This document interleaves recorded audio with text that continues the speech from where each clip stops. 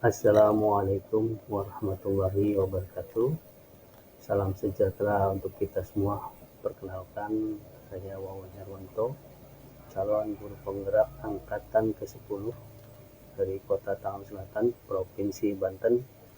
Kali ini akan menyampaikan materi tugas 1.1a.8 tentang koneksi antar materi, kesimpulan, dan refleksi dari filosofi pendidikan nasional Ki Hajar Dewantoro. Sistematika refleksi dari filosofi pendidikan Ki Hajar Dewantoro ada 4 hal. Yang pertama, simpulan dari materi. Yang kedua, pemahaman sebelum mempelajari materi, pemahaman setelah mempelajari materi, dan terakhir tentang rencana tindak lanjut.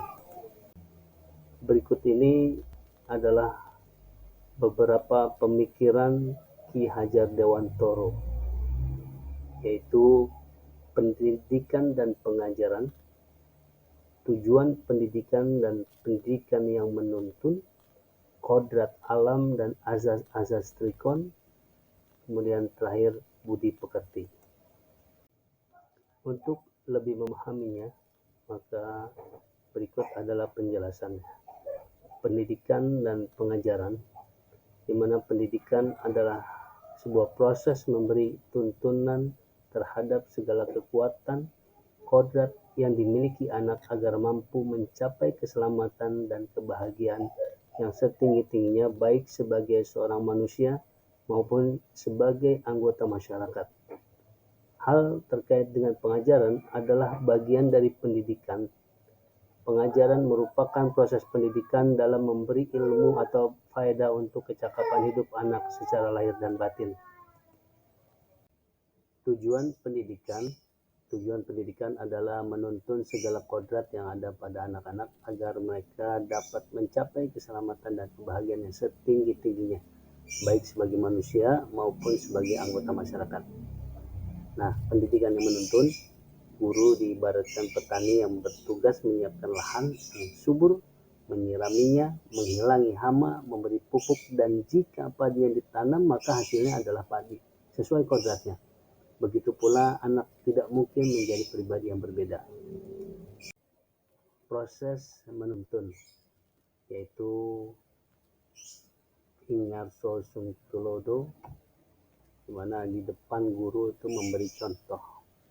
Ing Madyo Mangunkarso, tengah membangun motivasi, dan Tepuri Handayani di belakang guru memberi dorongan atau semangat. Ini salah satu filosofi yang disampaikan oleh Bapak Ki Hajar Dewantoro. Nah, adapun kodrat alam dan zaman, anak bukanlah tabula rasa atau tabula rasa. Anak bukan kertas kosong yang siap ditulis apa saja, namun seorang anak sudah membawa kodratnya. Ibarat kertas sudah ada tulisan yang samar-samar, maka tugas pendidikan adalah untuk menebalkannya. Berikutnya, kodrat alam, di mana pendidikan menyesuaikan lingkungan alam dan sosial anak. Nah, kodrat zaman, pendidikan menyesuaikan zaman. Kita coba pahami asas berikutnya, yaitu asas trikon, yaitu continue, konvergen, dan konsentris. Continue itu pendidikan itu bergerak maju dan berkesinambungan. Nah, konvergen mengambil dari berbagai sumber, dan konsentris relevan dengan kepribadian bangsa kita. Berikut pendidikan yang menghamba kepada anak. Bukan bermakna seperti kita menghamba kepada Tuhan Yang Maha Esa, tetapi pendidikan ini lebih bersifat menuntun anak mengarah ke hal yang lebih positif. Dan dalam menuntun, nah, pendidikan yang kita berikan ini tentu saja berpihak kepada anak, bukan bagaimana anak untuk memahami kita.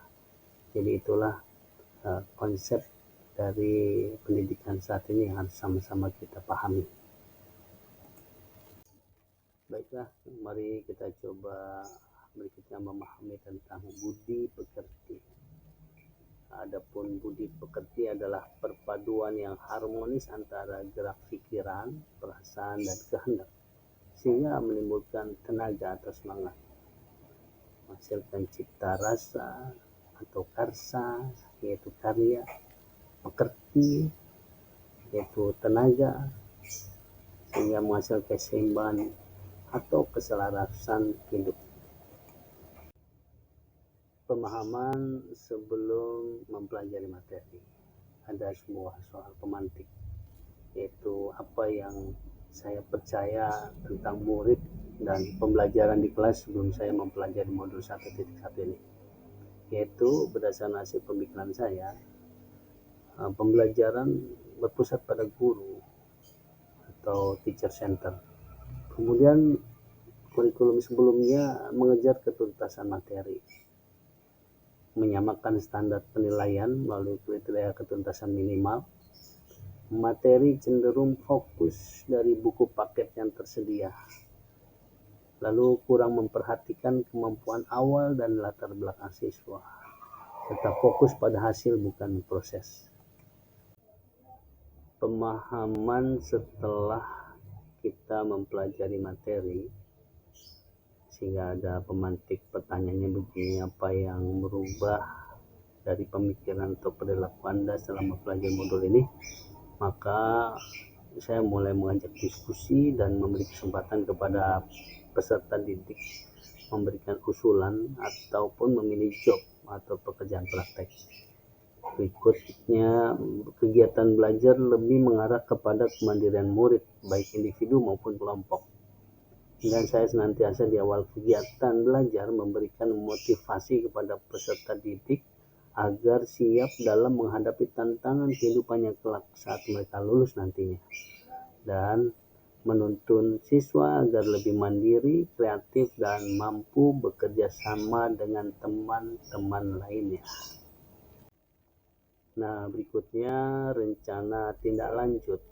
Apa yang dapat segera Anda terapkan yang lebih baik agar kelas Anda mencerminkan pemikiran dari Bapak Ki Hajar Dewantoro, yaitu merancang pembelajaran yang interaktif dan menyenangkan, menerapkan pembelajaran berbasis kearifan lokal dan budaya setempat, menerapkan konsep merdeka belajar, dan mengintegrasikan setiap pembelajaran dengan pencapaian profil pelajar Pancasila. Kemudian pembelajaran yang mengutamakan aspek budi pekerti, menerapkan sistem AMONG, yaitu pendidikan yang menuntun bukan menuntut. Kemudian pembelajaran yang sesuai dengan kodrat alam dan zaman. Terakhir, mengintegrasikan hasil diskusi dalam setiap pembelajaran. Demikian yang dapat saya sampaikan, kurang dan lebihnya saya mohon maaf. Terima kasih atas segala perhatiannya. Assalamualaikum warahmatullahi wabarakatuh.